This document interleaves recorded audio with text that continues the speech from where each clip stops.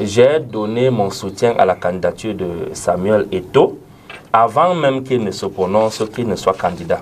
Parce que j'ai estimé que, contrairement à ce que Parfait venait de dire, Michel Platini a été président de l'UEFA.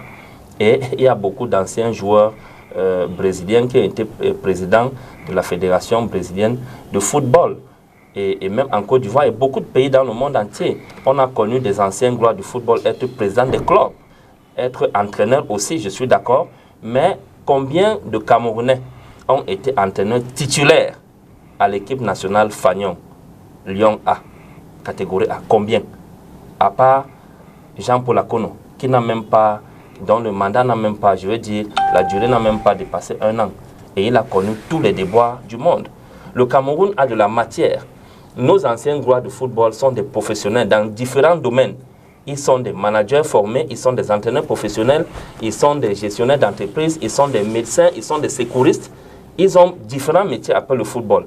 Et je pense que, honnêtement, en l'état actuel de la situation, l'effort et l'apport de Samuel Eto'o pour l'octroi de la CAN au Cameroun et pour le maintien de cette CAN, quoique elle ait glissé du fait du pouvoir en place, est pour beaucoup.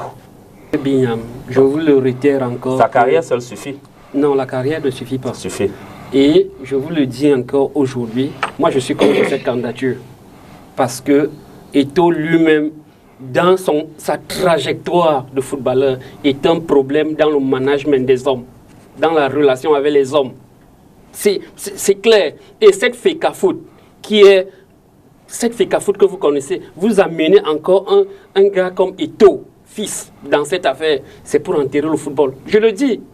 Je le dis clairement. Il peut jouer d'autres rôles. Il peut jouer d'autres rôles dans cet environnement. Mais l'environnement actuel, c'est difficile. Eto'o, oui, il a du potentiel. Mais dans la gestion de cette affaire, il va nous enfoncer. Moi, je le dis. Et ça peut plaire ou bien ça peut déplaire, mais nous avons le devoir de dire la vérité. Parce que cette FECAFOOT a problème. C'est une FECAFOOT à problème. Et je suis sûr, quand on a fait les statistiques ces jours-ci, ceux qui sortent là, le comité intérimaire, il a au moins 9 régions sur les 10. Et tout va se faire fracasser dans cette affaire. Il va perdre, s'il essaye même. Parce que tout est calibré. Structuré.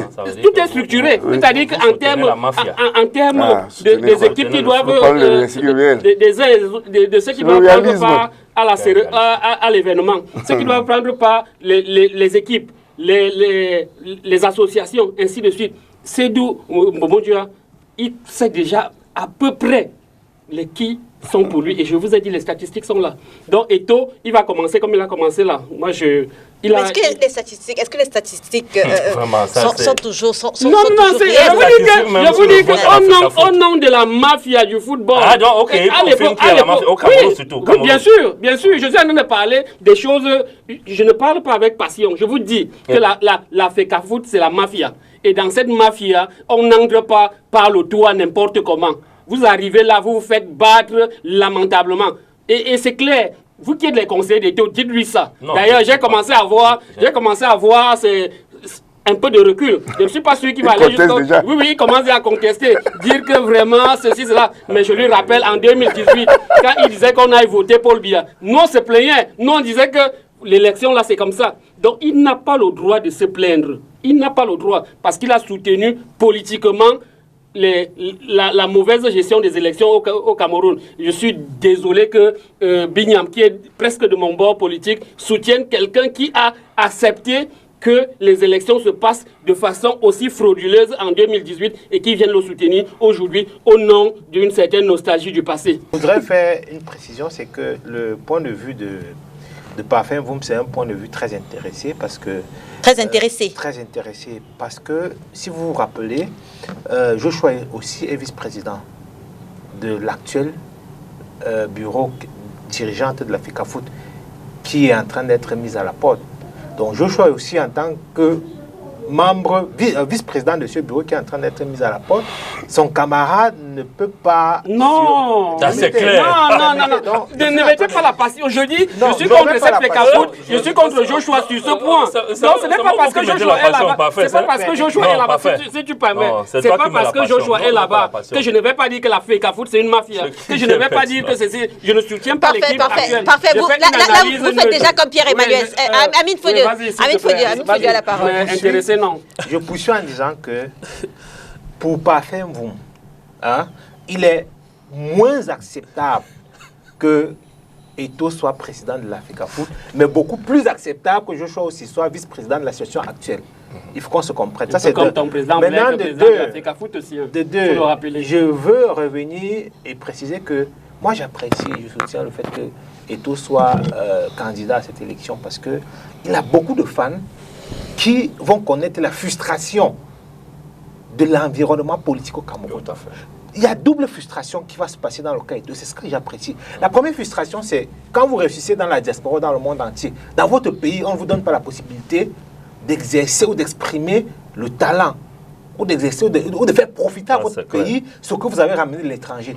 Beaucoup de personnes dans la diaspora sont frustrées de ce genre de fait. Donc, ça la première frustration qu'on va connaître avec Eto'o Fils. La deuxième frustration qu'on va connaître, c'est sur le plan politique. Il a tellement de fans et je suis très content. Je suis en retrait même de cette situation parce que je prends le temps d'observer. Je vois déjà qu'ils ont commencé à chercher à comprendre ce que c'est qu'une procédure électorale. Tous maintenant savent ce qu'on appelle un collège électoral. Ils savent que non, pour qu'Eto'o gagne, il faut qu'il y ait le collège électoral en sa faveur.